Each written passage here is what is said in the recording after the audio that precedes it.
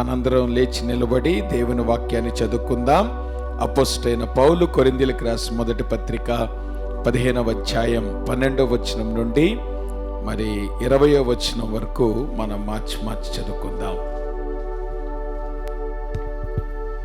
ఈరోజు మన కొరకు ఏర్పాటు చేయబడిన దేవుని వాక్యం అపోస్తలుడైన పౌలు రాసినటువంటి మొదటి కొరింథీయులు 15వ అధ్యాయం 12 నుంచి 19 వచనాల వరకు ఇప్పుడు సీతారామయ్య గారు ఉత్తరపత్రికగా లీడ్ చేస్తారు.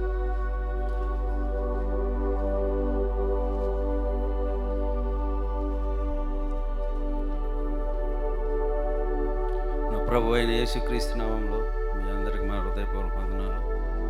అలాగే ఈరోజు మనకి ఇచ్చిన లేఖన భాగం 1 కొరింథీ 15వ అధ్యాయం 19 నుంచి 12వ అధ్యాయం నుంచి 20వ అధ్యాయం వరకు, 12వ వచనం 15వ అధ్యాయం 12వ వచనం నుండి 20వ వచనం వరకు చదువుకుందాం.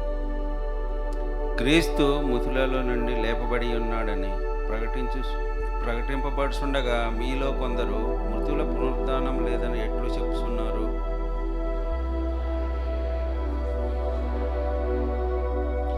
మరియు క్రీస్తు లేపబడి ఉండని ఎడల మేము చేయు ప్రకటన వ్యర్థమే, మీ విశ్వాసమును వ్యర్థమే.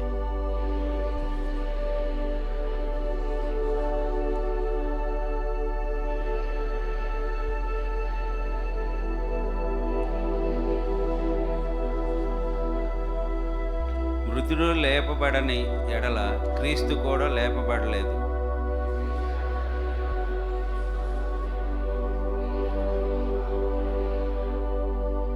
అంతేకాదు క్రీస్తునందు నిద్రించిన వారును నశించిరి.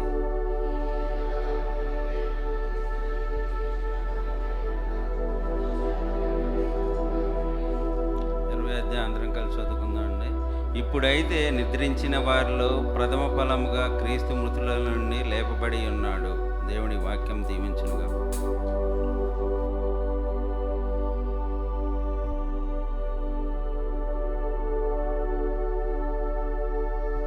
ప్రేమ కలిగిన మా ప్రభువా, మీకు పరిశుద్ధ నామానికి స్తుతులు, స్తోత్రాలు, వందనాలు. ఇంతవరకు ప్రభువా నిన్ను స్తుతించుటకు, ఆరాధించుటకు మీరు మాకు ఇచ్చిన సమయాన్ని బట్టి మీకు వందనాలు. ఈ సమయంలో ప్రభువా నీ వాక్యాన్ని మేము ధ్యానించినట్టుగా నీ వాక్యం ద్వారా మీరు మాతో మాట్లాడండి. మీ రక్షణ మీరు దయచేయండి. నీ బలను యోగ్యమైన రీతిలో సమీపించటకు మీరు కృప చూపించండి. యేసు నామంలో ప్రార్థిస్తున్నాం తండ్రి, ఆమేన్.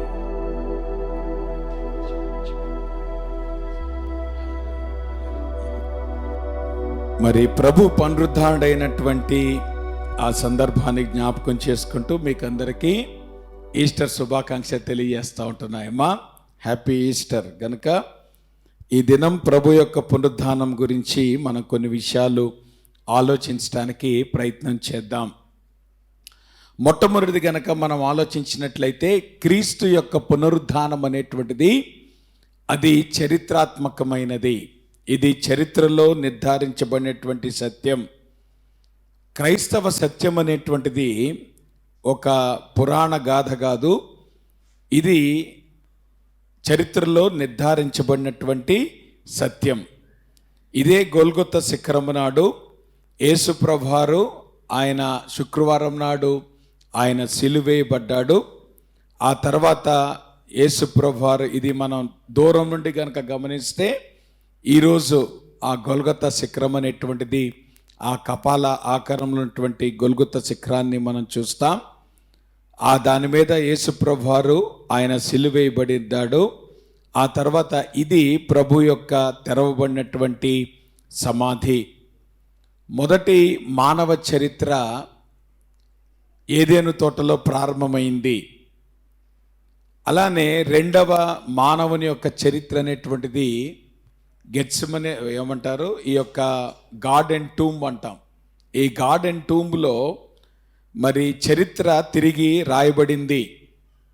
మొదటి తోటలో మానవుడు పాపము చేయటాన్ని బట్టి మరణాన్ని, పాపాన్ని ఆయన సంపాదించుకున్నాడు. కానీ రెండవ తోటలో యేసుప్రభువారు మరణించి తిరిగి లేవటాన్ని బట్టి పునరుద్ధానాన్ని, విజయాన్ని మన సొంతం చేసుకున్నాం అనేటువంటి విషయాన్ని మనం అర్థం చేసుకోవాలి.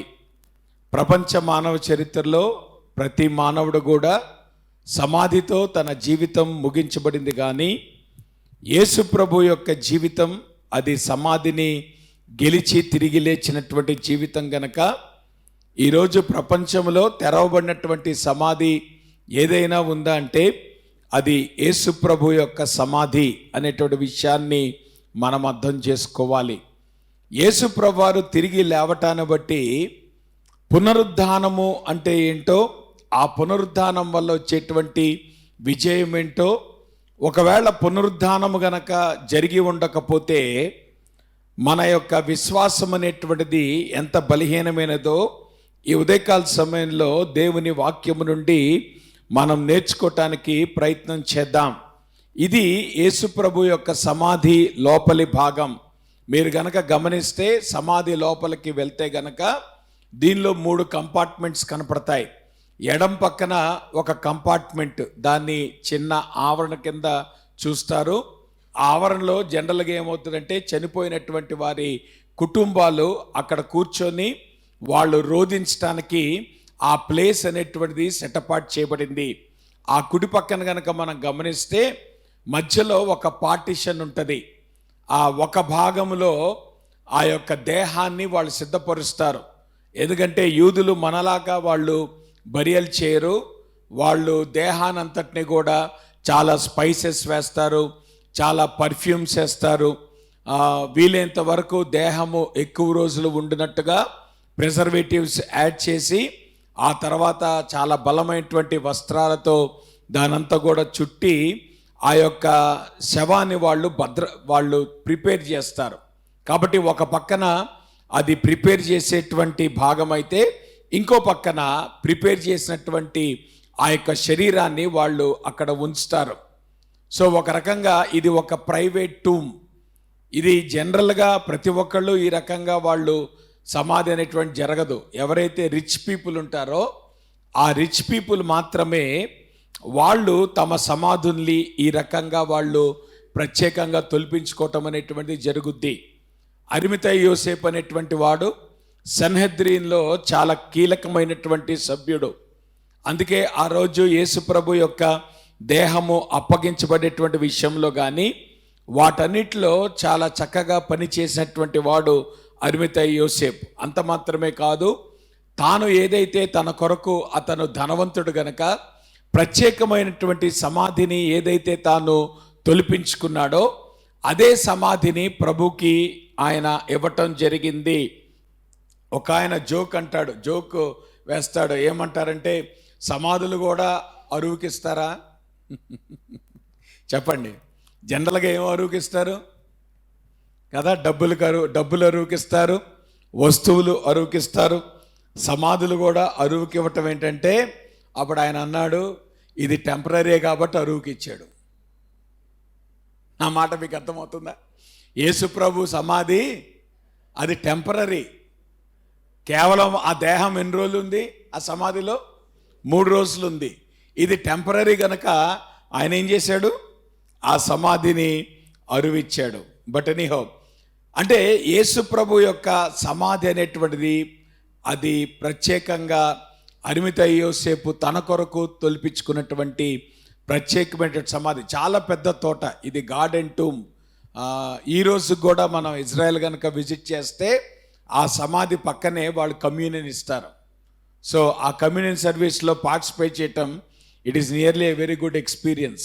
కారణం ఏంటంటే, మనం పునరుద్ధానుడు ఏ స్థలంలో ప్రభు పునరుద్ధానుడు అయ్యాడో అదే స్థలంలో ప్రభు వల్ల పుచ్చుకోవటం అనేటువంటిది it is quite an experience. అందుకని ఈరోజు కూడా టూరిస్ట్ ఆ ప్రాంతానికి వెళ్ళినప్పుడు అక్కడ ప్రభు వల్ల కార్యక్రమం జరుగుద్ది కనుక మనం ఆ విషయాన్ని జ్ఞాపకం చేసుకోవచ్చు. బట్ ఎనీహో, ఈ సమాధి యేసు ప్రభు సమాధి అని అనటానికి బిబ్లికల్గా కూడా మనకున్నటువంటి కారణం ఏంటి అనేటువంటిది గనక మనం గమనిస్తే, మార్కు సువార్త 16వ అధ్యాయంలో ఒక మాట రాయబడి ఉంది. అక్కడ ఏముంది? అక్కడ ఎవరైతే మొట్టమొదటిగా సమాధిలోకి ప్రవేశించిన వారు ఉన్నారో వారు సమాధిలో ప్రవేశించి ఏం చేశారు? ఆ స్త్రీలు ఎవరిని చూశారు? తెల్లని నిలువుటంగి ధరించుకొని ఉన్న ఒక పడుచువాడు కుడివైపున కూర్చుండుట. చూసారా ఎంత స్పెసిఫిక్గా రాయబడిందో. నేను చెప్పాను కదా, ఈ సమాధి లోపలికి మీరు ఎంటర్ అయినప్పుడు సమాధి ఆ యొక్క బాడీని ప్రిపేర్ చేసేది ఆ కుడిపక్కే, ఆ యొక్క బాడీని వాళ్ళు పడుకోబెట్టేది కూడా ఆ కుడిపక్కే. సో ఈ స్త్రీలు సమాధిలోకి ప్రవేశించేటప్పటికి వాళ్ళు నార్మల్ ఎక్స్పెక్టేషన్ ఏంటంటే ప్రభు యొక్క దేహం అక్కడ ఉంటుందని వాళ్ళు ఎక్స్పెక్ట్ చేసి, శుక్రవారం నాడు ఆయన మధ్యాహ్నం 3 గంటలకు చనిపోయాడు, సాయంత్రం 6 గంటలకి విశ్రాంతి దినం ప్రారంభమవుతుంది కనుక వాళ్ళు ఆ పర్మిషన్ తీసుకొని వచ్చి యేసు ప్రభు యొక్క దేహాన్ని వాళ్ళు సమాధి చేసేటప్పటికే ఆ యొక్క విశ్రాంతి దినం సమీపించింది కనుక వాళ్ళు ప్రభు యొక్క దేహాన్ని సరైన విధంగా వాళ్ళు సిద్ధపరచలేదు. అందుకనే మనం గనక గమనిస్తే ఆదివారం ఉదయాన్నే పెందలకడనే స్త్రీలు రావటానికి కారణం ఏంటంటే, శుక్రవారం నాడు వాళ్ళు చాలా హడావిడిగా ఆ యొక్క సమాధి వాళ్ళు చేశారు గనక ఆ స్పైసెస్ అవన్నీ కూడా ఆ దేహానికి వాళ్ళు రాయలేదు గనక మళ్ళా తిరిగి ఆదివారం ఉదయాన్నే వచ్చి ఆ దేహాన్ని రెడీ చేసి వాళ్ళు సమాధిలో భద్రపరిచి వెళ్ళిపోదాం అనుకున్నటువంటి ఉద్దేశంతో వాళ్ళు ఆ స్త్రీలు పెందలకడే రావటం జరిగింది. అయితే సమాధిలోకి వచ్చేటప్పటికి ఆ సమాధి రాయి తెరవబట్టం అనేటువంటి మనం చూస్తాం. అంత మాత్రమే కాదు, వాళ్ళ లోపలికి ప్రవేశించినప్పుడు ఆ కుడి పక్కన ఆ యొక్క పడుచువాడు కూర్చొని ఉండుట, లేదంటే దేవుని దూత అక్కడ కనపడినట్లు మనం దేవుని వాక్యంలో కూడా మనం చదువుతాం. కాబట్టి ఈ యొక్క ఎక్స్ప్లెనేషన్ బట్టి మ్యాక్సిమం యేసు ప్రభు యొక్క సమాధి ఇదే అయి ఉండొచ్చు అనేటువంటిది చరిత్రలో నిర్ధారించబడినటువంటి విషయము గనక ఈరోజు కూడా మనము ఈ సమాధిని సందర్శించడానికి అవకాశం ఉంది. కాబట్టి యేసు ప్రభు యొక్క మరణం, యేసు ప్రభు యొక్క పునరుద్ధానం అనేటువంటిది ఇది చరిత్రలో నిర్ధారించబడినటువంటి సత్యాలు అనేటువంటి విషయాన్ని మనము అర్థం చేసుకోవాలి. కాబట్టి యేసు ప్రభు వారు తిరిగి లేచిన తర్వాత వచ్చినటువంటి పెద్ద డిబేట్ ఏంటి అనేటువంటిది కనుక గమనిస్తే, నిజంగా యేసు ప్రభు వారు తిరిగి లేచాడా అనేటువంటి ప్రశ్న చాలామందికి అది ప్రశ్నగా మిగిలిపోయింది. అందుకనే పౌలు గారు ఆయన ఈ కొరింథీయులకు రాసిన పత్రిక రాస్తా ఉంటున్నప్పుడు ప్రభు యొక్క పునరుద్ధానం అనేటువంటిది ఏ రకంగా సంభవించింది అనేటువంటి దాన్ని ఇప్పుడు మనం చదువుకున్నటువంటి ఈ భాగంలో ఆయన చాలా స్పష్టంగా రాశాడు. అయితే ఈ భాగము రాయటానికి కారణం ఏంటంటే, అక్కడ ఆయన అన్నాడు, ఏమన్నాడు, మీలో కొందరు మృతుల పునరుద్ధానము లేదని ఎట్లు చెప్పుచున్నారు.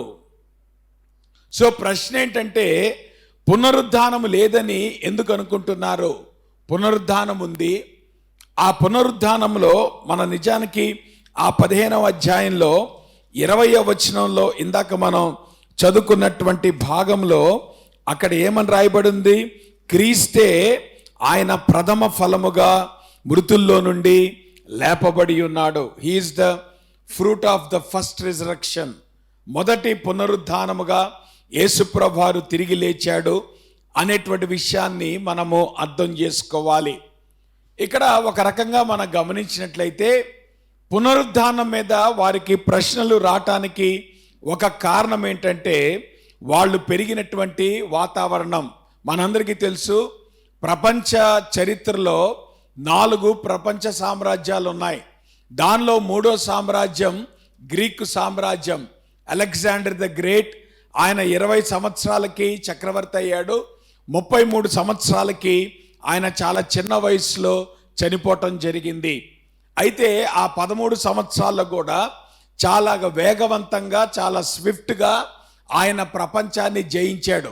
ప్రపంచాన్ని జయించినప్పుడు ఆయనకున్నటువంటి మిషన్, ఆయనకున్నటువంటి ఎయిమ్ ఏంటి అనేటువంటి కనుక మనం గమనిస్తే కనుక, ఆయన ఎయిమ్ ఏంటంటే ఇట్ ఈస్ హెలనైజేషన్ అని అంటారు. హెలెన్ అంటే గ్రీక్. ఓకే, గ్రీక్ కల్చర్ని వరల్డ్ కల్చర్గా చేయాలి, గ్రీక్ ఫిలాసఫీని వరల్డ్ ఫిలాసఫీగా చేయాలి అనేటువంటిది ఈ యొక్క అలెగ్జాండర్ ద గ్రేట్కి ఉన్నటువంటి ఆలోచన. ఒక రకంగా ఆ విషయంలో ఆయన సక్సీడ్ అయ్యాడు కూడా. ఈరోజు మీరు గమనించారా? ఫిలాసఫీ ఎక్కడి నుండి వచ్చింది? మనకి గ్రీక్ కల్చర్ నుండి వచ్చింది. సోక్రటీస్ ఎవరు? అరిస్టాటిల్ ఎవరు? ప్లాటో ఎవరు? వీళ్ళందరూ ఎవరు? Greek philosophers.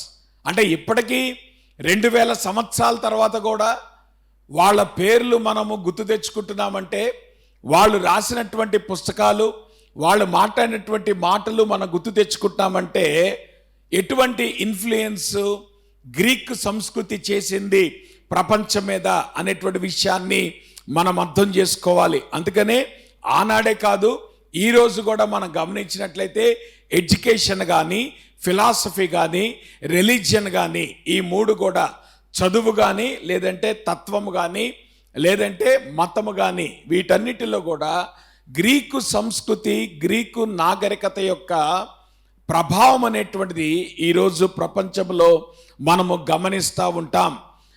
కాబట్టి దానిలో భాగంగా గ్రీక్స్ వాళ్ళు ఏమని నమ్మేటువంటి వాళ్ళంటే, మరణం అనేటువంటిది అంతము కాదు. ఆ మాటకు వస్తే మీరు గమనించారా? ఈ రోజుల్లో రకరకాల మతాలు కూడా మరణం అంటే అంతము కాదు అనేటువంటి విషయాన్ని చాలా నార్మల్గా వాళ్ళు నమ్ముతూ ఉంటారు. ఆ విషయంలో ఎక్కడ కూడా వాళ్ళకి కాన్ఫ్లిక్ట్ లేదు. కాకపోతే మరణము తర్వాత నిత్యత్వం ఎట్లా ఉండబోతుంది అనేటువంటిదే మనం డిఫర్ అయ్యేటువంటి రకరకాలైనటువంటి ఐడియాలజీస్. కొంతమంది ఏమంటారు? మానవుడు ఆత్మ గనుక పరమాత్మలో లీనమైపోతాడు అని కొంతమంది అనుకుంటారు. లేదంటే మానవుడు ఆత్మ గనుక ఇక జీవితాంతం అక్కడ ఏమంటారు, విశ్వంలో ఆ ఆత్మ ప్రయాణం చేస్తూ ఉంటుంది అని నమ్మే వాళ్ళు ఉంటారు. ఇంకొంతమంది ఏమంటారు? ఆ ఆత్మ అనేటువంటిది మళ్ళా పునర్జన్మ తీసుకొని మళ్ళా ఇంకొక మానవునిగానో, ఇంకొక జంతువుగానో, లేదంటే కీటకముగానో, పక్షిగానో అది జన్మించేటువంటి అవకాశం ఉంది. కాబట్టి ఈ రకమైనటువంటి చాలా ఏమంటారు నమ్మకాలు ఈరోజు ప్రపంచ మతాల్లో ఉన్నాయి. కానీ వీటన్నిటికంటే క్రైస్తవ్యం ఎందుకు భిన్నమైందో తెలుసా? It is a fact of resurrection. ఏంటి పునరుద్ధానం అంటే? ప్రతి మతము కూడా ఆత్మ యొక్క నిత్యత్వాన్ని నమ్ముద్ది, కానీ శరీరం యొక్క నిత్యత్వాన్ని ఏ మతము కూడా నమ్మదు. ఒట్టి క్రైస్తవ సత్యములోనే శరీరము కూడా తిరిగి లేపబడుతుంది. శరీరము కూడా చాలా ముఖ్యమైనదే. ఆ మాటకు వస్తే గ్రీక్ కల్చర్లో కానీ, రోమన్ కల్చర్లో కానీ వాళ్ళు శరీరాన్ని ఈవిల్ కింద వాళ్ళు చూసేటువంటి వాళ్ళు. ఒక రకంగా వాళ్ళు ఎట్లా చూసేవాళ్ళంటే, ఆత్మ అనేటువంటిది చాలా గొప్పది గనక ఈ ఆత్మ అనేటువంటిది ఆ శరీరంలో ట్రాప్ అయి ఉంది. కాబట్టి ఆ శరీరములో బంధించబడినటువంటి ఆత్మ విడుదల కావటమే మోక్షం అని చాలా మంది నమ్ముతారు. కారణం ఏంటంటే వాళ్ళ ఆలోచన ప్రకారం దిస్ బాడీ ఈజ్ ఈవిల్. కాబట్టి ఈ శరీరాన్ని ఎప్పుడైతే వదిలించుకొని ఆ ఆత్మ అనేటువంటి బయటకు వస్తుందో అప్పుడు మోక్షాన్ని సంపాదించినట్లు అనేటువంటి దాన్ని ఈరోజు కూడా చాలా సంస్కృతుల వాళ్ళు దాన్ని నమ్ముతూ ఉంటారు. కానీ క్రైస్తవ పునరుద్ధానములో ఉన్నటువంటి ప్రత్యేకత, దాని యొక్క యునిక్నెస్ ఏంటంటే, we don't just believe in the spiritual resurrection, we believe in the body resurrection. నా మాట మీకు అర్థమవుతుందా? మనము ఒక వ్యక్తి మరణించిన తర్వాత మనము ఏది బరీ చేస్తాం? శరీరాన్ని బరీ చేస్తాం. ఆ ఆత్మ ఎక్కడికి వెళ్తుంది? ప్రభు సన్నిధికి వెళ్తుంది. కానీ పునరుద్ధానంలో జరిగే సంగతి ఏంటంటే, ఆ ఆత్మ ప్లస్ శరీరము రెండు కలుసుకొని నిత్యత్వంలో మహిమ శరీరముగా జీవించడం అనేటువంటిది this is only unique to Christianity. నా మాట మీకు అర్థమవుతుందా? ఎందుకు ఈ రకంగా ప్రభు చేశాడు? జాగ్రత్తగా గమనించండి. దేవుడు మానవుని కలగజేసినప్పుడు ఆయన శరీరము, ఆత్మ, మనస్సు, బాడీ, సోల్, స్పిరిట్ అని అంటాం. సోల్ అనేటువంటిది intellectual plus emotional aspect of human being. మన జీవితంలో ఉన్నటువంటి ఇమోషనల్ ఆస్పెక్ట్స్ ఏదైతే ఉన్నాయో, ఇంటెలెక్చువల్ ఆస్పెక్ట్స్ ఏదైతే ఉన్నాయో దానిని సోల్ అని అంటాం, ప్రాణం అని అంటాం. అలానే మానవునికి ఉన్నటువంటి స్పిరిచువల్ ఆస్పెక్ట్ ఏదైతే దేవునితో అనుసంధానం, సంబంధం కలిగినటువంటి ఆ యొక్క ప్రక్రియ ఆత్మ ద్వారా సంక్రమిస్తూ ఉంటుంది. అయితే దేవుడు శరీరాన్ని కూడా అమర్చాడు. సో మానవుని దేవుడు కలగజేసినప్పుడు మానవునికి శరీరాన్ని పెట్టాడు, ఆత్మను పెట్టాడు, ప్రాణాన్ని కూడా పెట్టాడు, ఇంటెలెక్చువల్ ఆస్పెక్ట్ కూడా, ఇమోషనల్ ఆస్పెక్ట్ కూడా పెట్టాడు. అంటే దాని అర్థం ఏంటి? దేవుడు మానవుని కలగజేసినప్పుడు శరీరము చెడ్డది అని ప్రభు చెప్పలేదు, శరీరము నశించిపోవాలి అని ప్రభు చెప్పలేదు. ఆ మాటకొస్తే పునరుద్ధానంలో జరిగేటువంటి చాలా గొప్ప మిరకిల్ ఏంటి అనేటువంటి కనుక గమనిస్తే శరీరము కూడా తిరిగి లేపబట్టం. అందుకే యేసుప్రభు వారు తిరిగి లేచిన తర్వాత శిష్యులు ఆయన దగ్గరికి రావడానికి భయపడ్డారు. కారణం ఏంటి? వారు భూతం అనుకున్నారు. భూతం అంటే దాని అర్థం ఏంటి? ఆత్మస్వరూపి అని వాళ్ళు అనుకున్నారు. కానీ యేసుప్రభు వారు ఏమన్నాడు? వచ్చి నన్ను ముట్టుకోండి అన్నాడు. ఆత్మ అయితే మీరు ముట్టుకోగలరా? మీరు ముట్టుకోలేరు, కానీ నన్ను ముట్టుకోవచ్చు. కారణం ఏంటి? యేసుప్రభు వారు పునరుద్ధాన శరీరముతో తిరిగి లేపబడ్డాడు. నేను అంటాను, the uniqueness of Christianity lies in the resurrection of Jesus Christ. దేవునికి నీ ఆత్మ అనేటువంటిది ఎంత ప్రాముఖ్యమో నీ శరీరము కూడా దేవునికి అంతే ప్రాధాన్యత కలిగినటువంటి. కాబట్టి ప్రభు శరీరాన్ని వదిలిపెట్టేటువంటి వాడు కాదు. దేవుని యొక్క గొప్పతనం ఏంటంటే శూన్యములో నుండి సమస్తము దేవుడు కలగజేయగలడు గనక నీ మరణించినటువంటి డీకంపోజ్ అయినటువంటి శరీరాన్ని కూడా దేవుడు తిరిగి లేపగలడు అనేటువంటి విషయాన్ని మనం అర్థం చేసుకోవాలి. కాబట్టి క్రైస్తవ్యంలో ఉన్నటువంటి యునిక్నెస్ ఏంటంటే it is nothing but the body resurrection అనేటువంటి విషయాన్ని మనం అర్థం చేసుకోవాలి. అందుకనే పౌలు ఇదే భాగంలో ఆయన మాట్లాడుతున్నప్పుడు 15వ అధ్యాయంలో ఆయన మరణాన్ని దేంతో పోల్చాడు? స్లీప్తో పోల్చాడు, నిద్రతో ఆయన పోల్చాడు. దేవుని వాక్యంలో మరణం అనేటువంటిది నిద్రతో పోల్చబట్టం అనేటువంటిది కనుక మనం గమనిస్తే అక్కడ గ్రీక్లో వాడబడినటువంటి పదము దేవుని వాక్యంలో 3 పర్యాయాల్లోనే కనపడుతుంది. ఏంటి ఆ 3 పర్యాయాలు అనేటువంటిది కనుక మనం గమనిస్తే, మొట్టమొదటిగా యేసుప్రభు వారు తిరిగి లేచిన తర్వాత ఆ శాస్త్రులు పరిసయ్యులు వచ్చి ఏమంటారంటే, మీరు ఒక ఏమంటారు రాంగ్ న్యూస్, దాన్ని ఏమంటారు, తప్పుడు ప్రచారం, ఇవ్వరు ఏదోటి, దానికి ఒక మాట ఉంది కదా, మర్చిపోయినాను. ఓకే, రూమర్ అంటే కదా, పుకారు లేపమన్నారు. ఏమన్నారు? ఆయన తిరిగి లేవలేదు, మేము పడుకున్నప్పుడు ఆయన తీసుకెళ్ళిపోయారు అని చెప్పమని చెప్పారు వాళ్ళు. అంటే దాని అర్థం ఏంటి? వాళ్ళు పడుకోవటం అనేటువంటి మాటకు అర్థం ఏంటంటే అసలు వాళ్ళు పడుకోవాల్సినటువంటి పరిస్థితి కాదు. ఏమండి, సైనికుడు అనేటువంటి వాడు పడుకుంటే జాబ్ ఉంచుతారా, జాబ్ తీసేస్తారా? సైనికుడు పడుకుంటే దాన్ని ఏమంటారు? పడుకోవచ్చా?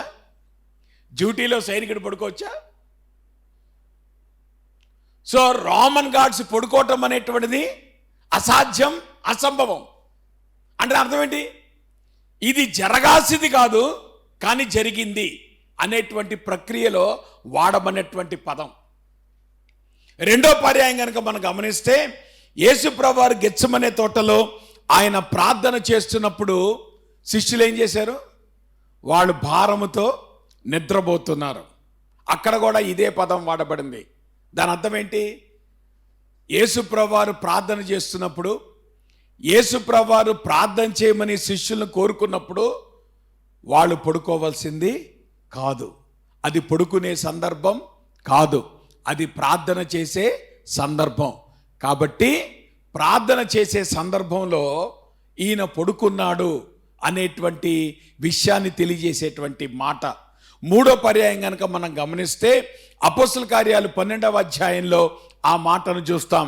సంఘము అత్యాసక్తితో ప్రార్థన చేస్తుంటే పేతురన్న ఫుల్గా పడుకున్నాడు. అర్థమవుతుందా? అంటే దాని అర్థం ఏంటి? అప్పుడు దేవదూత వచ్చి మామూలుగా లేపలా, యాస్ ఒక్కడు కొడితే అప్పుడు లేచాడు పేతురు కదా. కొంతమంది నిద్రపోవటంలో ఎక్స్పర్ట్స్. ఎట్ట నిద్రపోతారు? ఒళ్ళు తెలియకుండా, లోకం తెలియకుండా నిద్రపోయే బ్యాచ్ కదా. సో అప్పుడు ఏంటి దాని అర్థం ఏంటి? నేను అక్కడ ప్రార్థన చేస్తున్నారు, నిన్ను విడుదల చేసే టైము, నువ్వేంటి నిద్రపోతున్నావు? This is a wrong time to sleep. You are not suppose to sleep but you are sleeping అనేటువంటి మాటను తెలియజేసే సందర్భం అది పడుకోవటం అంటే. మానవుని యొక్క మరణం విషయంలో కూడా మరణాన్ని నిద్రతో పోల్చడానికి కారణం ఏంటంటే ఇది టెంపరరీ, ఇది ఈ రకంగా జరగాల్సింది కాదు, కానీ జరిగింది. కాబట్టి దేవుడు ఏం చేయబోతున్నాడు? జరగకూడని దాన్ని మళ్ళా తిరిగి బాగు చేయటానికి ఆయన చేసినటువంటి ప్రణాళికే క్రీస్తు యొక్క పునరుత్థానం. నా మాట మీకు అర్థమవుతుందా? పునరుద్ధానం అంటేనమ్మా కేవలం ప్రభు తిరిగి లేచాడు కాదు, ప్రభువు శరీరముతో తిరిగి లేచాడు. అది పునరుద్ధానం అంటే. క్రైస్తవ విశ్వాసంలో మనం పునరుద్ధానం అంటున్నప్పుడు తిరిగి లేవటం అంటే మనము ఆత్మతో లేవటం కాదు. పునరుద్ధానం అంటే శరీరంతో తిరిగి లేవటం. అది ఎప్పుడు జరుగుద్ది? యేసుప్రభు రాకల్లో జరుగుద్ది. యేసుప్రభు వారు సంఘం కోసం వచ్చినప్పుడు క్రీస్తునందు మృతులైనటువంటి వారందరూ కూడా శరీరమును ధరించి వాళ్ళు తిరిగి లేపబడతారు. అది మొదటి పునరుద్ధానం. ఆ తర్వాత రెండవ రాకల్లో ఎవరైతే పాత నిబంధన టైంలో చనిపోయినటువంటి విశ్వాసులు ఉన్నారో వాళ్ళు శరీరంతో తిరిగి లేపబడతారు. జాగ్రత్త గమనించండి. పునరుద్ధానం అంటే ఏదో యేసుప్రభువారు ఆత్మ లేవటం కాదమ్మా. పునరుద్ధానం అంటే శరీరం లేవటం. కారణం ఏంటి? మిగతా సంస్కృతులన్నిట్లో కూడా శరీరాన్ని ఈవిల్ కింద పరిగణిస్తారు, కానీ క్రైస్తవ్యంలోనే శరీరము కూడా దేవుని చేత నిర్మించబడింది. మనం ఎప్పుడూ మర్చిపోకూడదు. అందుకే శరీరాన్ని కూడా జాగ్రత్తగా కాపాడుకోవాలి. శరీరాన్ని కూడా మనం ఫిట్గా ఉంచుకోవాలి. శరీరాన్ని కూడా మనం హెల్తీగా ఉంచుకోవాలి. నా మాట మీకు అర్థమవుతుందా? ఏమన్నాడు ప్రభువు? ఎవడైనా శరీరాన్ని పాడు చేస్తే దేవుడు ఎవరిని పాడు చేస్తాడు? వానిని పాడు చేస్తాడు. కారణం ఏంటి? దేవునికి నీ ఆత్మ ఎంత ఇంపార్టెంటో నీ శరీరము కూడా అంతే ఇంపార్టెంట్. క్రైస్తవులు ఏమనుకుంటారంటే మా ఆత్మ బాగానే ఉంది కదా, శరీరం ఎట్టాగా ఉంటే ఏముందిలే అని ఈ శరీరాన్ని రకరకాలుగా తయారు చేస్తారు. తయారు చేయమాకండమ్మా. Your body is very important to God. నీ ఆత్మ అనేటువంటిది ఎంత ప్రధానమైనదో నీ శరీరము కూడా అంతే విలువైనది. కాబట్టి చక్కగా రెస్ట్ తీసుకోవాల్సిన టైంలో రెస్ట్ తీసుకోండి. విపరీతంగా కష్టపడటం స్పిరిచువల్ అనుకోమాకండి. కారణం ఏంటి? శరీరము కూడా దేవునికి ప్రధానమైందే. వీలైనంత వరకు రోగాలు రాకుండా కాపాడుకోండి. రోగాలు వచ్చినా జాగ్రత్తగా మందులు వేసుకోండి కదా. ఇవన్నీ మనం నెగ్లెక్ట్ చేసే పనులు. అందుకే చెప్తున్నాను ప్రత్యేకంగా. పునరుద్ధానం అంటే కేవలం ఆత్మ లేవటం కాదు. పునరుద్ధానం అంటే ఏం చెప్పా? శరీరం లేపటం. అందుకే యేసుప్రభు వారు శరీరంతో తిరిగి లేచాడు. ఇప్పుడు నిత్యత్వంలో ఆయన శరీరము కలిగిన వాడుగా ఉన్నాడు. అలానే రేపొద్దున మనము కూడా ప్రభు యొక్క రాకల్లో శరీరంతో తిరిగి లేపబడతాం. మహిమ శరీరాలతో మనము నిత్యత్వంలో ఉంటాం. కారణం ఏంటంటే శరీరాన్ని డిజైన్ చేసిన వాడు కూడా ప్రభువే. ఆయన ఏం చేశాడమ్మా? నేలకు వంగి ఆ మట్టిని తీసుకొని దాని శరీరముగా అమర్చి. ఎందుకు ప్రభు ఆయన అంత పెయిన్ తీసుకున్నాడు? Because for God body is also important. అందుకే క్రైస్తవులారా, మీ అలవాట్లు జాగ్రత్త. మీ అలవాట్లతో శరీరాన్ని నాశనం చేయమాకండి. అది దేవునికి బహు అసహ్యమైనది. God will not tolerate if you destroy your bodies. అందుకే మీ హ్యాబిట్స్ కానీ, మీ అలవాట్లు కానీ, లేదంటే మీ పద్ధతులు కానీ అన్నీ చాలా డిసిప్లిన్డ్గా ఉండాలి. ఆత్మ విషయంలో డిసిప్లిన్ కావాలి, శరీరం విషయంలో కూడా డిసిప్లిన్ కావాలి. కారణం ఏంటంటే రేపొద్దున నిత్యత్వంలో నీ శరీరాన్ని కూడా ప్రభు తిరిగి లేపబోతున్నాడు అనేటువంటి విషయాన్ని మనము అర్థం చేసుకోవాలి. అందుకనే క్రైస్తవ సత్యంలో ఉన్నటువంటి ప్రత్యేకత ఏంటంటే మనము శరీరము లేనటువంటి నిత్యత్వాన్ని గడపబోటం లేదు. మనము శరీరము కలిగినటువంటి నిత్యత్వం, దాన్నే పునరుద్ధానం అనేటువంటి విషయాన్ని మనము అర్థం చేసుకోవాలి. అందుకనే సర్వసాధారణంగా గుడ్ ఫ్రైడే అనేటువంటి జనాలకి పెద్ద ప్రాబ్లం కాదు. ఎందుకు గుడ్ ఫ్రైడే అనేటువంటిది ఏంటిది? ఆయన చనిపోయినటువంటి రోజు. ప్రపంచంలో మరణం వింతే ఉందమ్మా.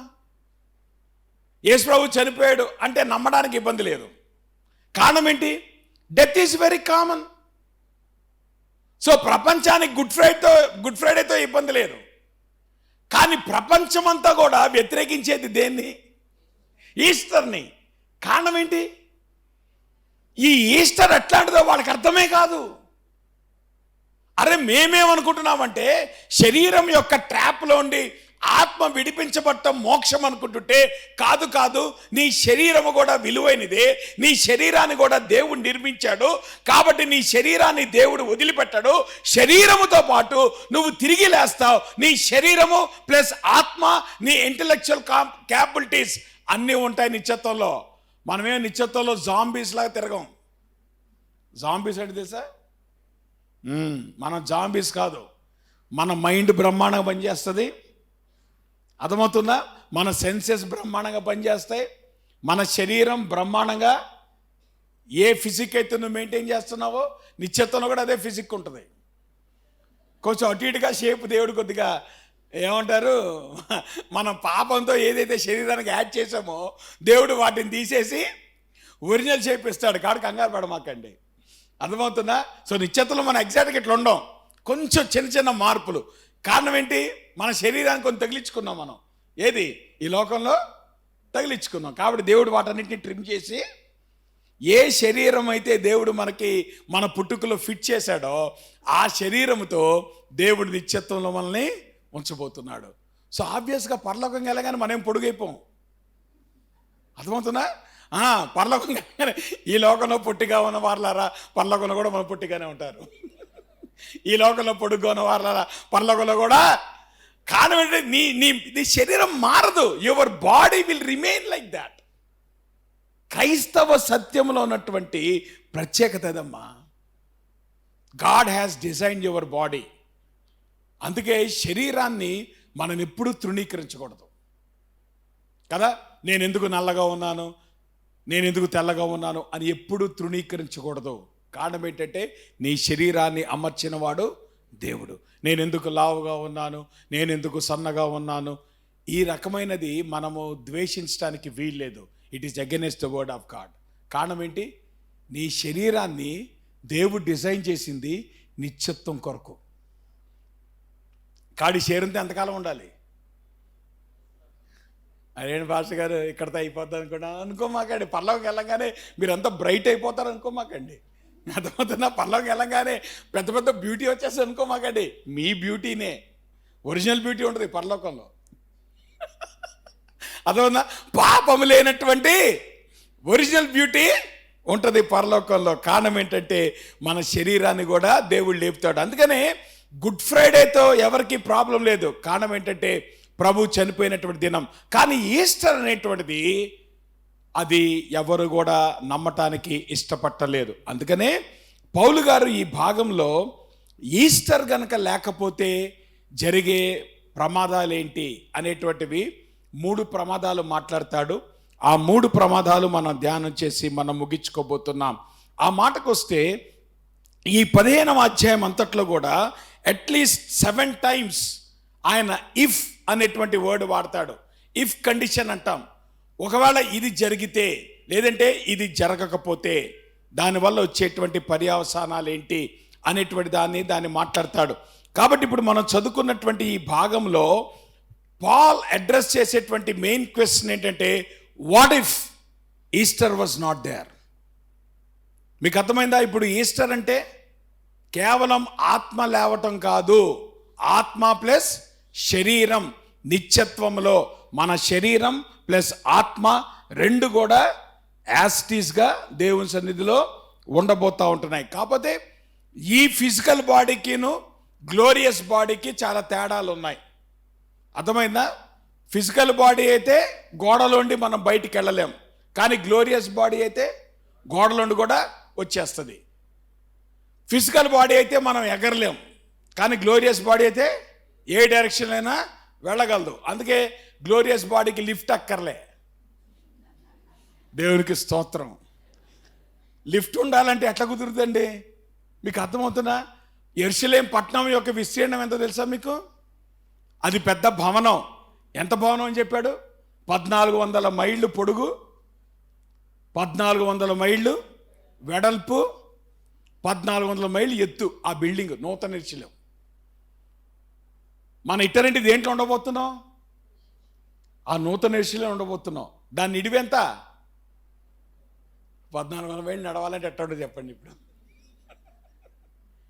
సో 1400 మైళ్ళు పైకి ఎక్కాలంటే లిఫ్ట్ ఎంతసేపు వెయిట్ చేయాలి లిఫ్ట్ కోసం?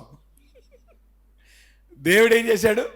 ఆ పరిస్థితి లేకుండా మన మహిమ శరీరాన్ని ఈ ఫిజికల్గా మనకున్నటువంటి లిమిటేషన్స్ అన్నిటినీ కూడా అది ఏమవుతుంది, దాన్ని అధిగమించి దేవుడు మహిమ శరీరాన్ని డిజైన్ చేశాడు అనేటువంటి విషయాన్ని మనము అర్థం చేసుకోవాలి. అందుకే పౌలు గారు అంటున్నాడు, ఒకవేళ పునరుద్ధానము గనక లేకపోతే జరిగేటువంటి నష్టం ఏంటి అనేటువంటి గనక మనం గమనిస్తే ఆయన అంటాడు, it is a powerless gospel, శక్తి లేనటువంటి సువార్త. అమ్మ జాగ్రత్త గమనించండి, క్రైస్తవ్యం అంతా కూడా సువార్త మీద ఆధారపడినటువంటి విశ్వాసం. సువార్త అంటే క్రీస్తు మన పాపముల కోసం చనిపోయాడు, ఆయన పాతి పెట్టబడ్డాడు, ఆయన 3వ దినాన తిరిగి లేచాడు అనేటువంటి సువార్త. ప్రజలను మార్చేది సువార్త మాత్రమే. కాబట్టి ఈ లోకంలో ప్రజలను దేవుని దగ్గరికి తీసుకొచ్చేది సువార్త మాత్రమే.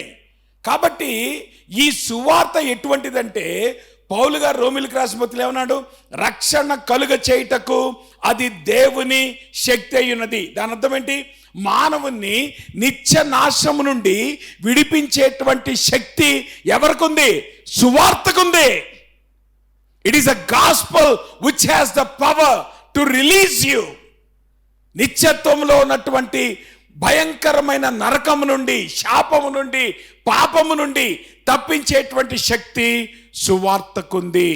ఇప్పుడు పౌలు గారు అంటున్నాడు, ఒకవేళ ప్రభు గనక మృతుల్లోండి తిరిగి లేకపోతే మనము ప్రకటించే సువార్త అది వ్యర్థమైందే.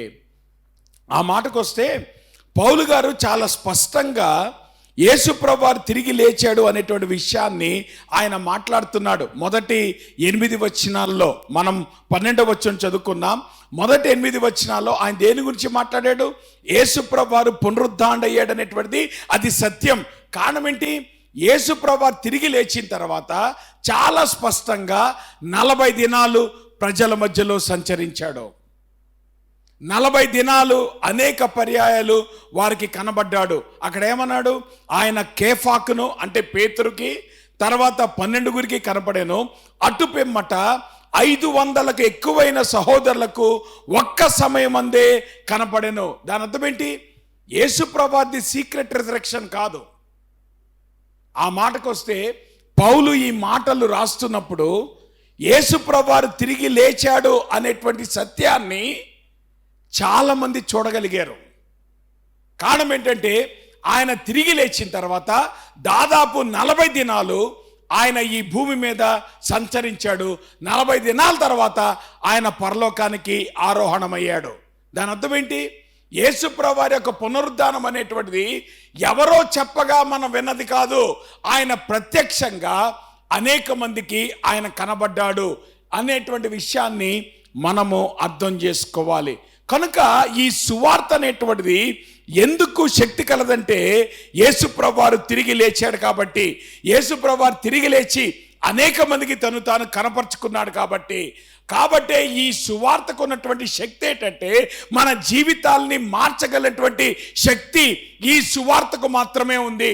ఒకవేళ క్రీస్తు గనక మృతుల్లోండి లేపబడకపోతే ఈ సువార్త శక్తి లేనిదైపోతుంది. It become a powerless gospel. అందుకే పౌలు గారు అంటున్నాడు, ఈ సువార్త చాలా ప్రత్యేకమైనది. ఒకవేళ యేసుప్రభువు తిరిగి లేకపోతే అమ్మా, ఇప్పటికీ మీరు ఎన్ని ప్రసంగాలు విన్నారో అవన్నీ వేస్ట్, ఎన్ని పుస్తకాలు చదివారో అవన్నీ వేస్ట్. ఆలోచించుకోండి. ఒకవేళ యేసుప్రభువు తిరిగి లేకపోతే ఇవన్నీ జరుగుతాయా? ఈరోజు ప్రపంచంలో ఎన్ని పాటలు ప్రభు గురించి రాశారు, ఈరోజు ప్రపంచంలో ఎన్ని పుస్తకాలు ప్రభు గురించి ఉన్నాయి, ఇక ఎవరి గురించి లేవమ్మా. ఒకవేళ యేసు ప్రభు గనక తిరిగి లేవకపోతే ఇవన్నీ కూడా వ్యర్థమే.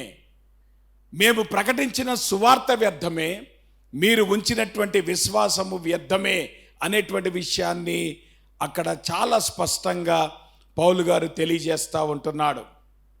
కాబట్టి పునరుద్ధాన సువార్త అనేటువంటిది ప్రజలకి దేవుడు శక్తి కలిగినటువంటి వర్తమానముగా ఇచ్చాడు. కారణం ఏంటి?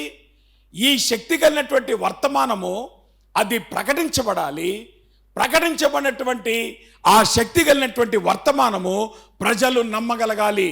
ఎప్పుడైతే ఆ శక్తి కలిగినటువంటి వర్తమానాన్ని ప్రజలు నమ్ముతారో వారి జీవితాలు మార్చబడతాయి, వారి జీవితాలు నిత్యత్వంలోకి వెళ్తాయి, వారి జీవితాలు రేపొద్దున ప్రభు వచ్చినప్పుడు మళ్ళా శరీరాలతో తిరిగి లేపబడతాయి.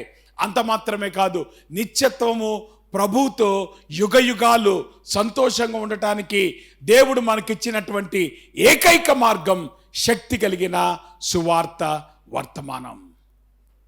అందుకే పౌలు అంటున్నాడు, ఈ సువార్త వర్తమానాన్ని మీరు వినాలి, ఆ సువార్త వర్తమానాన్ని మీరు అంగీకరించాలి.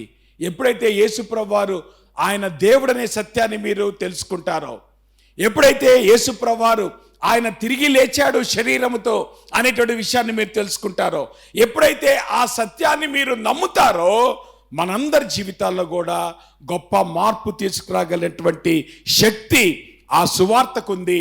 అంత మాత్రమే కాదు, పాపం వల్ల వచ్చేటువంటి మరణాన్ని, శాపాన్ని, నిత్య నరకాన్ని కాపాడగలిగినటువంటి శక్తి ఈ సువార్తకు మాత్రమే ఉంది అనేటువంటి విషయాన్ని మనము అర్థం చేసుకోవాలి.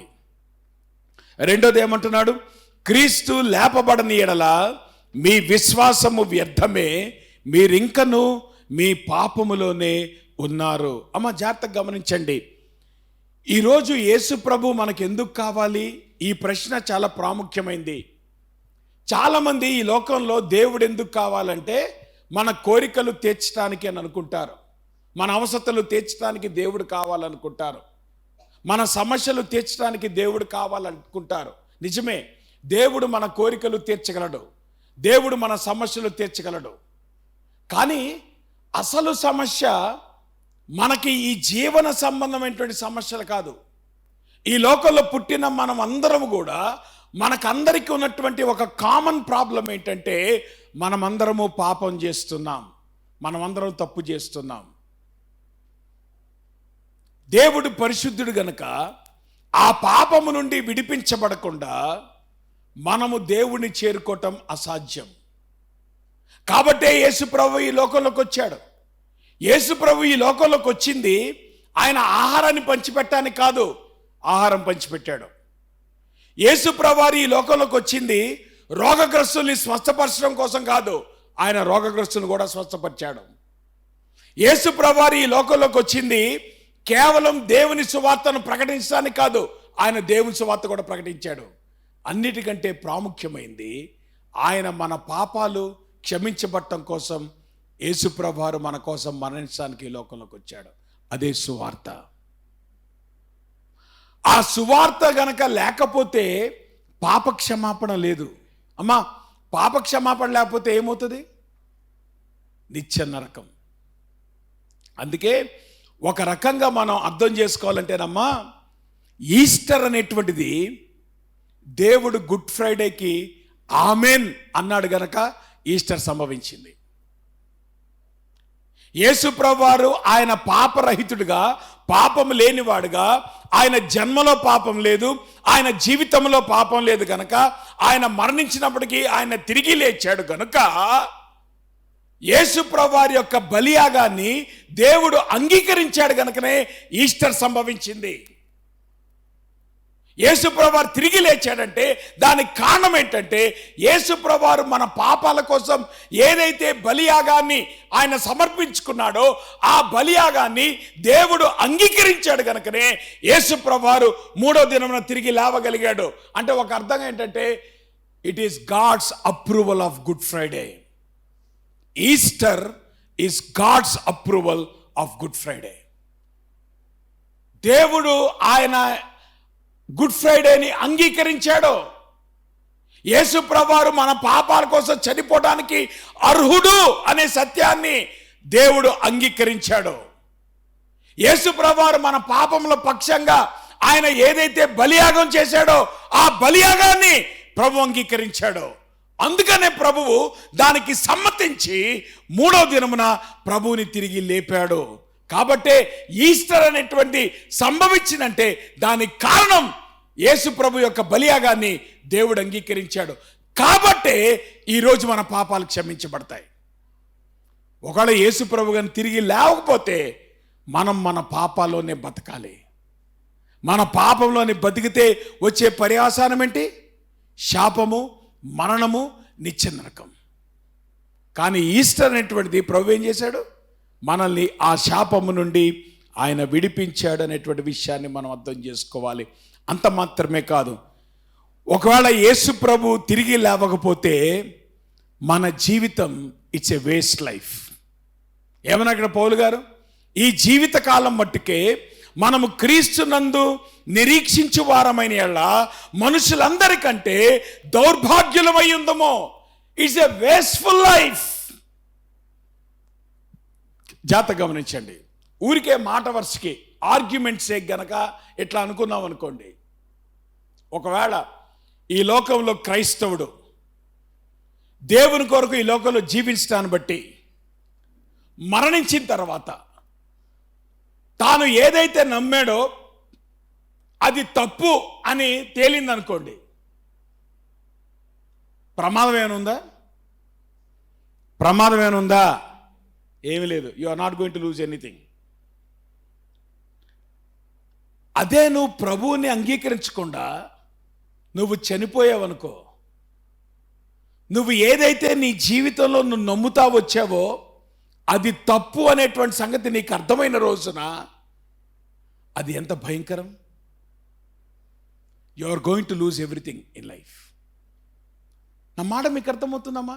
అంటే ఆర్గ్యుమెంట్సే. క్రైస్తవ సత్యం అక్షరాల సత్యం, నేను దానికి కాదంటలేదు. కానీ ఆర్గ్యుమెంట్సే కనుక అనుకుంటే, ఒకవేళ క్రైస్తవ సత్యం గనక అది సత్యం కాకపోయినా మనకు వచ్చే నష్టం ఏమీ లేదు. కానీ ఆన్ ద కాంట్రాస్ట్ గనక మనము నమ్మింది గనక తప్పై యేసు ప్రభు చెప్పింది కరెక్ట్ అయితే నీ నిత్యత్వం ఎంత ప్రమాదకరమైందో ఆలోచించావా? నీ భవిష్యత్తు ఎంత ప్రమాదకరమైందో ఆలోచించావా? నీ జీవితం ఎంత పరిస్థితిలో ఉందో నువ్వు గమనించావా? నేనంటాను, క్రైస్తవ్యంలో మరణం అనేటువంటిది ఒక మజిలీ మాత్రమే. అది నిజంగానే పడుకునేటువంటి స్థలం. కానీ ఒకానొక దినమున ప్రభువు మళ్ళా తిరిగి లేపుతాడు. శరీరముతో ఆయన తిరిగి లేపుతాడు. కానీ అది మన జీవితాల్లో సంభవించాలంటే పునరుద్ధారణటువంటి ప్రభువుని మనము అంగీకరించాలి. అందుకే జాగ్రత్త గమనించండి.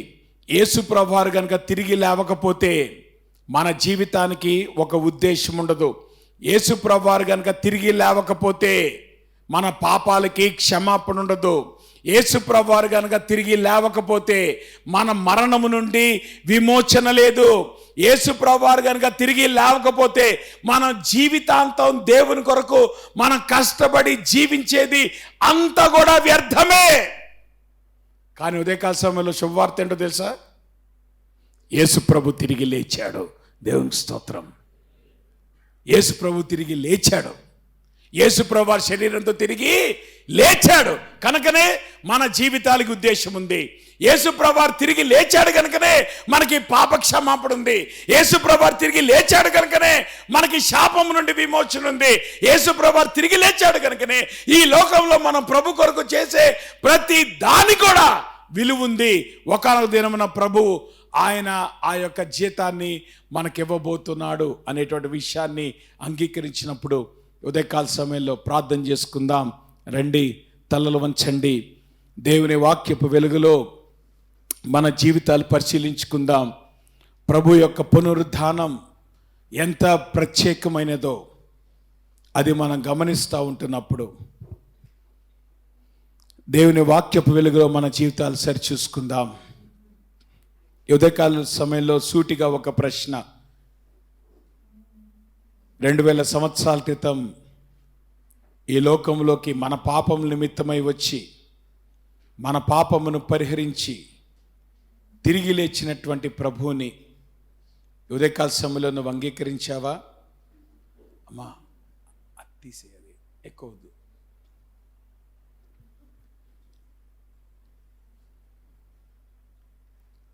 ప్రభుని అంగీకరించావా? నువ్వు రక్షించబడ్డావా? ఒకవేళ ఈ దినము గనక నీ జీవితంలో చివరి రోజైతే ప్రభు దగ్గరికి వెళ్తానని నిశ్చయిత నీకుందా? ఒకే ఒక్క మార్గం, చనిపోయి తిరిగి లేచిన ప్రభువుని నువ్వు విశ్వాసం ఉంచటమే. ఆయన మరణ పునరుద్ధానాల్లో మనకి జీవం ఉంది. ఆయన మరణ పునరుద్ధాల్లో మనకి క్షమాపణ ఉంది. ఆయన మరణ పునరుద్ధానాల్లో మన జీవితానికి సిగ్నిఫికెన్స్ ఉంది. మన సర్వీస్కి కూడా సిగ్నిఫికెన్స్ ఉంది. ఇంకా ఎవరైతే ప్రభుని అంగీకరించలేదో మీరు ప్రభుకి మీ జీవితాన్ని అప్పగిస్తారా? ఎవరైతే ఆల్రెడీ మీరు ప్రభుని అంగీకరించారో సిలువను బట్టి ప్రభుని స్తుతిద్దాం. పునరుద్ధానాన్ని బట్టి ప్రభుని స్తుతిద్దాం. ఒకానొక దినమున మళ్ళా తిరిగి మనం ప్రభుని కలుసుకోబోతున్నాం. ఆ సంతోషంతో ఈరోజు ప్రభు బలను సమీపిద్దాం. ప్రార్థన చేసుకుందాం. ప్రేమ కలిగిన మా ప్రభువా, మీ పరిశుద్ధ నామానికి స్తుతులు, స్తోత్రాలు, వందనాలు. ఉదయకాల సమయంలో నీ పాద సంధికి వస్తూ ఉంటున్నాం ప్రభా. మీరు ఇచ్చిన గొప్ప రక్షణ బట్టి, మరణాన్ని జయించి తిరిగి లేచిన ప్రభువుగా మీరు మాకిచ్చిన మంచి భవిష్యత్తును బట్టి ప్రభా నిన్ను స్తుతిస్తూ ఆరాధిస్తున్నాం. మా పాపాలు క్షమించబడ్డాయి. పాపం నుండి, శాపం నుండి మీరు మమ్మల్ని విడిపించారు. అందును బట్టి ప్రభా మీకు వందనాలు. ఈ సువార్తను బట్టి మా బ్రతుకులు మార్చబడ్డాయి. అందును బట్టి ప్రభా మీకు వందనాలు. ఈ సువార్తను బట్టి ప్రభా ఈ లోకంలో ఉద్దేశాలు, నీ ఉద్దేశాల కొరకు జీవించడానికి ప్రభా మీరు సహాయం చేస్తున్నారు. అందును బట్టి ప్రభా మీకు వందనాలు. ఇంకెక్కడున్న వారిని మీరు జ్ఞాపకం చేసుకోండి. ఎవరికైతే వారికి రక్షణ లేదో ప్రభా మీ రక్షణ వారికి దయచేయండి. ఎవరైతే రక్షించబడ్డారో యోగ్యమైన రీతిలో ప్రభు వలన సమీపించటకు దేవా మీరు కృప చూపించండి. ప్రతి పాపాన్ని మీరు క్షమించండి. ప్రతి పాపాన్ని మీరు పరిహరించండి. ప్రభా నీ సన్నిధిలో ప్రతి కుటుంబాన్ని, ప్రభు బలలో చేయవేస్తున్న ప్రతి వ్యక్తిని మీ కృపల హస్తాలకు అప్పగించుకుంటూ యేసు నామంలో ప్రార్థిస్తున్నాం తండ్రి. పరలోకమందున మా తండ్రి, మీ నామం పరిశుద్ధపరచబడునుగాక, మీ రాజ్యం వచ్చునుగాక, మీ చిత్తం పరలోకం నెరవేర్చడు భూమి నెరవేరునుగాక. మా దిన ఆహారం నేడు మాకు దయచేయండి. మా అన్నస్తులు మేము చేసిన ప్రకారం క్షమించండి. మమ్మల్ని శోధుల తెక్క దుష్టుని తప్పించండి. రాజ్యము, శక్తి, మహిమ నిరంతరం మీరయ్యున్నారు తండ్రి. మన తండ్రి అయిన దేవుని యొక్క ప్రేమయు, కుమారుడు యేసుక్రీస్తు వారికి కృపయు, పరిశుద్ధాత్మ యొక్క అన్యోన్య సహవాసం ఇప్పుడు మనకు సదాకాలము తోడయుండి ఆయన రాకడ పర్యంతము భద్రపరిచి నడిపించునుగాక. ఆశీర్వాదంబుల్ మా మీద వర్షింపజేయు మీషా, ఆశతో నమ్మి ఉన్నాము. నీ సత్య వాగ్దాతము ఈ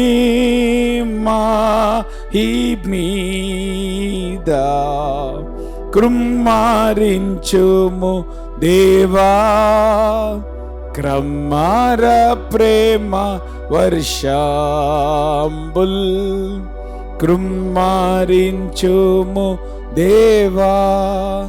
ఆమేన్. మా అందరికి వందనాలు. God bless you.